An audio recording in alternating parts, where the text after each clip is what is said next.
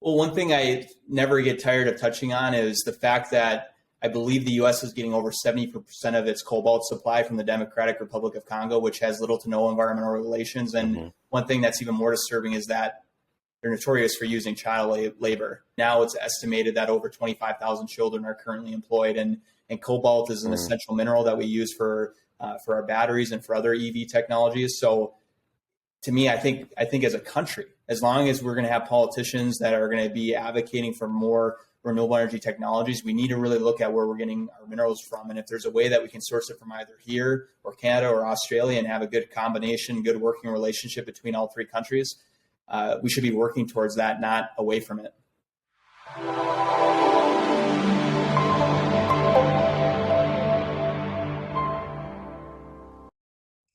Hey everybody, this is Rob Kientz with goldsilverpros.com. We're recording this on the 22nd of April 2022, and I'm joined by a first-time guest on the program. His name is Ryan Sistad. He's Executive Director of Better in Our Backyard, and he advocates for something that we've been advocating for on the channel for a very, very long time. So I was very interested in bringing him on to tell his story and what his group does. Ryan, how are you doing today?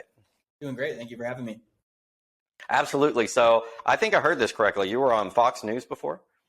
Yeah. I didn't mean to. Around this time last year, it was pretty random. We posted something on Facebook. It was a simple graphic and took off from there a little bit, but have yet to be back on it since. I must have not boosted their ratings good enough, but yeah, no, we've definitely made an appearance. No, that's impressive. I mean, that a lot of people work entire careers doing media, never getting on a big station like that. So congratulations. Oh, well, thanks. No, appreciate it. Yeah. Thank you for the compliment. So wanted to throw a kudos out there to you. So tell us about Better in Our Backyard. What does this group do? So originally about 5 years ago, Better in Our Backyard was created to promote and advocate for responsible industrial development in northeastern Minnesota with a strong focus on young professionals. And we still have a focus on young professionals, but I think it's evolved since then where we're just advocating for industry and professionals as a whole in the region. And originally we had a very strong focus on promoting PolyMet's NorthMet project out of White Lakes, Minnesota, which is a small rural community in the Iron Range in northeastern Minnesota. And now since then, we have started to advocate for more projects like Twin Metals, Minnesota out of Ely. Enbridge has now completed Line 3 replacement project. And now we're doing a lot of Line 5 advocacy work in northern Wisconsin and northern Michigan for Enbridge. And we're also doing some advocacy work for Talon Metals out of Tamarack, Minnesota, which is a nickel copper project that is just starting to begin their permitting process. And also too, when I originally started, we had a really strong focus on just being kind of specifically a Northern Minnesota advocacy group or Minnesota advocacy group. And now we've transitioned to where we're going very national, almost more of a upper Midwest feel type of approach. Because one thing I'm finding out is that a lot of projects like PolyMet or Twin, these advocacy efforts are needed across the country. So what do you hope to be the outcome of this advocacy project? Talk about some of the goals and milestones that you guys have. Well, number one, we just want the general public to understand that you can have responsible industry, especially in northern Minnesota, meaning that, you can build a mine and still protect the local environment. And we believe that projects like PolyMet, Twin Metals, Talon Metals, having successful pipeline projects come through is better for the environment rather than, offshoring much of these projects across the country, offshoring our nickel demand or our copper demand, our cobalt demand to different parts of the world that might not have the same environmental standards or labor regulations as we do. So that's our number one goal. And then I think moving forward as an organization is to continue to grow. Our Facebook page doesn't have quite the following that your YouTube page has, but I mean, when I started, we had around 600 followers on Facebook, 200 on LinkedIn. Now we have roughly 3,200 on LinkedIn, over 8,000 on Facebook. And that's just something that we want to continue to build upon, get on different platforms and continue voicing that message of responsible industry. Yeah, I think it's great. Responsible industry. It's aligned with ESG initiatives, which we know are here to stay. There'll be trillions of dollars spent on those. In addition, I wanted to throw in an additional benefit of Better in Our Backyard because we need resource independence in terms of the United States economy and, our own economy. And Russia-Ukraine conflict sort of brought this to our attention on how fragile global supply chains can be and how independent the U.S. used to be when we mined and made our own stuff. And now maybe if we bring some of that stuff in and we do it responsibly and cleanly and ethically and respecting the rights of the environment and the local workers, I think you can kind of wrap all that into one package, and it has multiple benefits. Oh, absolutely. And that was one thing that, was obviously great about the previous administration. We had energy independence. They advocated for energy independence. And I hope that, whether it's mineral independence or energy independence, that's something that where both sides of the aisle can come to, especially after this Ukraine crisis, what we're seeing, even just with supply chain issues with COVID. I don't, if, you can have debates on different topics and politics, but I think one thing that we can come together on is that having energy independence and having some of our own sources of minerals like cobalt, nickel, and increasing, our production of our own copper resources isn't necessarily a bad thing. It's okay. It gives you leverage with other countries. They know that you're not susceptible. You're not, or I should say the right term, you're not vulnerable to supply chain issues. You have some leverage in negotiations. And so making a point of having our own domestic resources, whether it's with our oil industry or our mineral industry, or making sure that we're buying our resources from our allies, like to our friends up north in Canada, is never a bad thing. So in terms of your efforts, do they stretch all the way up to Capitol Hill, or are you just staying local in Minnesota? We're extremely local. We have pretty good relationships with some local politicians in the area that side with our projects, but so every once in a while we might get confused for a lobbying group, but we're really an advocacy, grassroots focused group. Who knows what will be down the road in the future for us, but we don't do any work at the Capitol as of yet. And we're just focused on grassroots and educating the local region on the benefits of projects like PolyMet, Twin Metals, and Talon, and now Line 5 in northern Michigan and northern Wisconsin. So talk more about those companies in a moment, but I really am interested how you got started with this. What motivated you to do this advocacy group?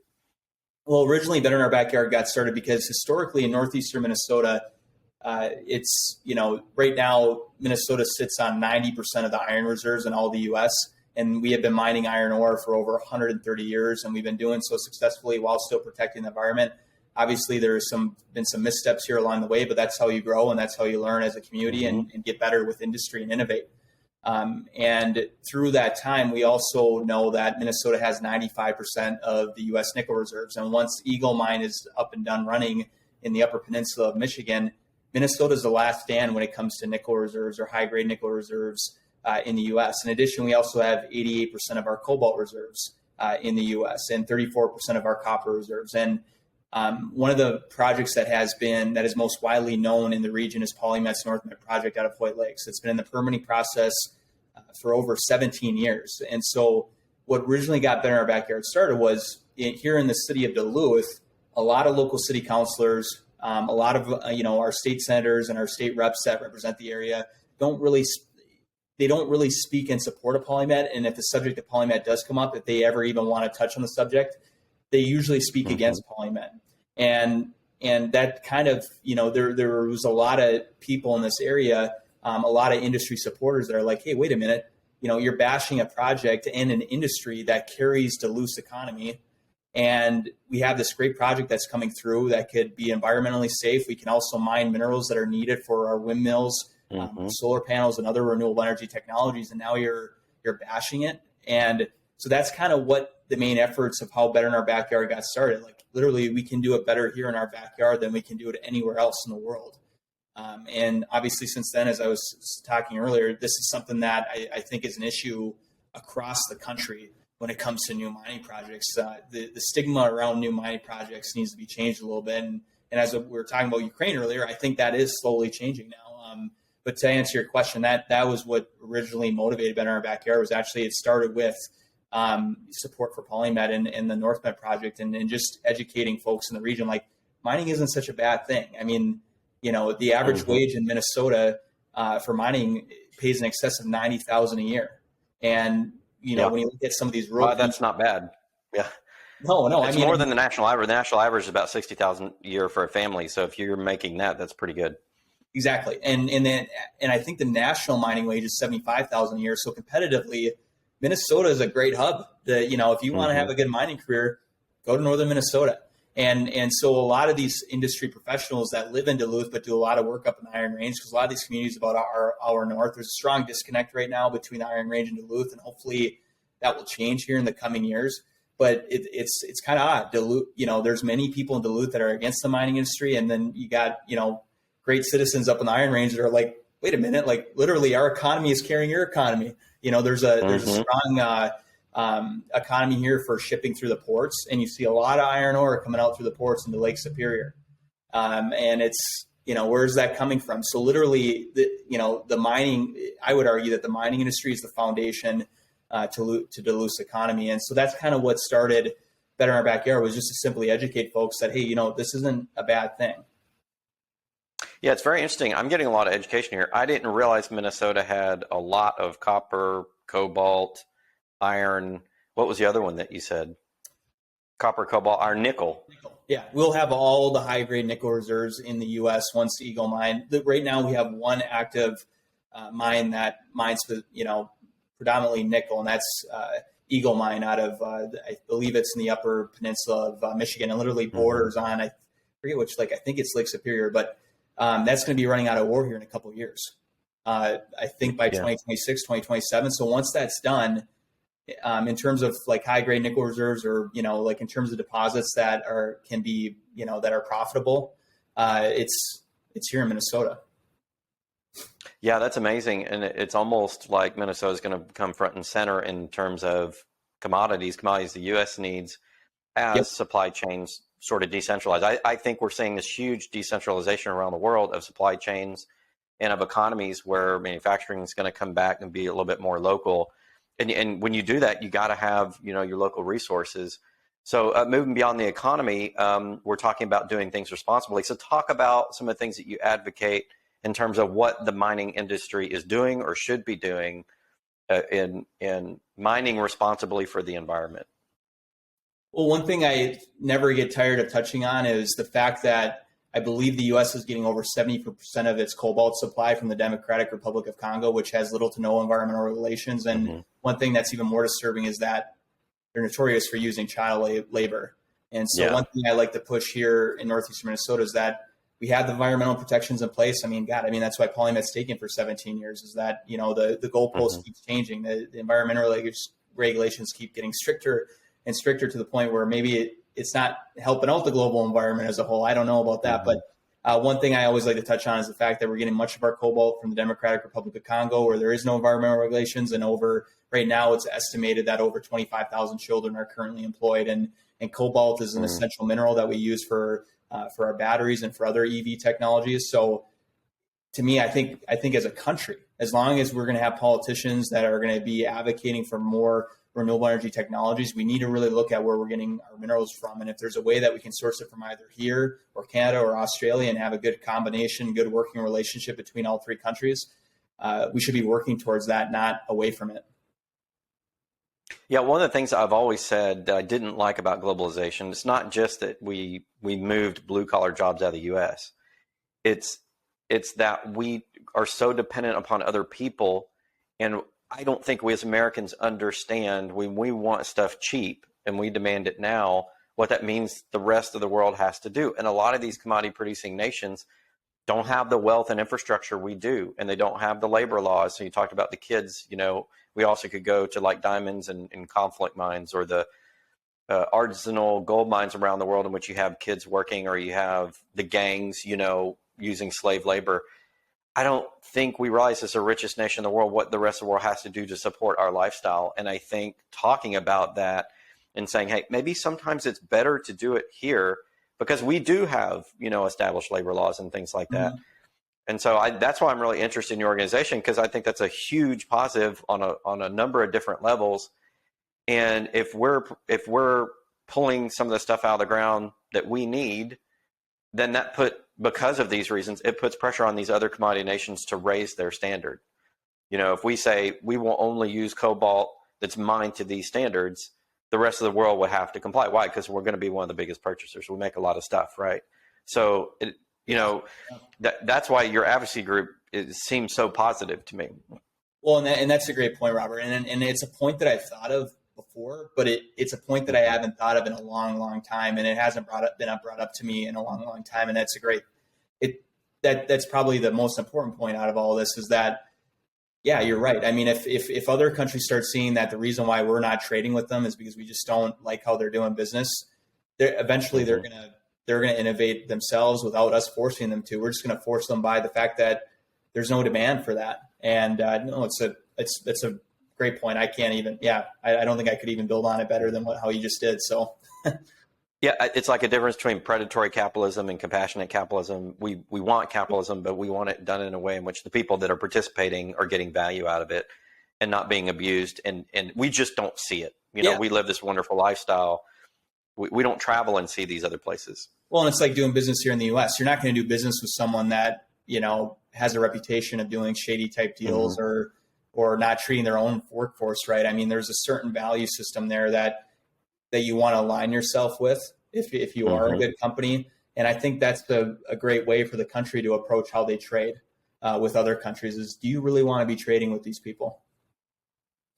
Yeah, this is interesting. So talk about next steps. I know you're excited about what you're doing. You're wanting to do more stuff. What should people, if they're coming to your website, we'll put up here in a moment, what should people be looking for from your organization? What are your next steps? Are you expanding, or do you have certain initiatives that you're undertaking? Well, we're always expanding. You know, I think long-term, I could see us advocating for other projects. And obviously, you know, we did a good job in advocating for Enbridge's Line 3 replacement project. Now it's completed. I'd like for us to say the same for PolyMet and Twin Metals down the line. And if we're doing our job correctly and effectively, and I could see us doing that for other mining projects across the country and especially up in the upper Midwest. So our goal is to accomplish in pushing out a positive narrative that's factual and educational to our followers that, you know, mining here in the U.S. is a good thing. Having energy independence here in the U.S. is a good thing. Making sure that we're buying from our allies, purchasing minerals and energy from our allies rather than our adversaries is a good thing. So that's our main goal is to keep growing and to keep you know, bringing mining into a positive light, energy independence into a positive light.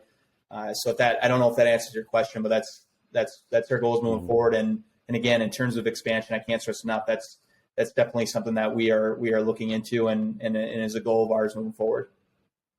Yeah, one of the wonderful things about living in this country and what I've noted growing up is a lot of change in society comes from grassroots efforts like these. It's just people getting together saying, hey, we need to do something, and then sharing the message and networking. So happy that you can be networking with us. And I'm really ecstatic you're doing this. I mean, there are a lot of things that I want to do in life that I don't have time, and I appreciate you guys, you know, doing what you're doing. If there's anybody out there that sees this, because we have a lot of people that, you know, invest in things, but also invest in causes. Do you guys take donations, or how can people help you out? Oh, Would yeah, it just be joining your Facebook? We take, well, I like to say contributions, but yeah, no, we definitely take in you know, like we have our main partners, and then we also have members. So our partners are obviously the bigger players, the projects. I call it, you know, they're the people that are actually creating this, you know, things. They're mining the minerals, or, you know, they're transporting the oil. And then we have member companies that do a lot of work with our partners.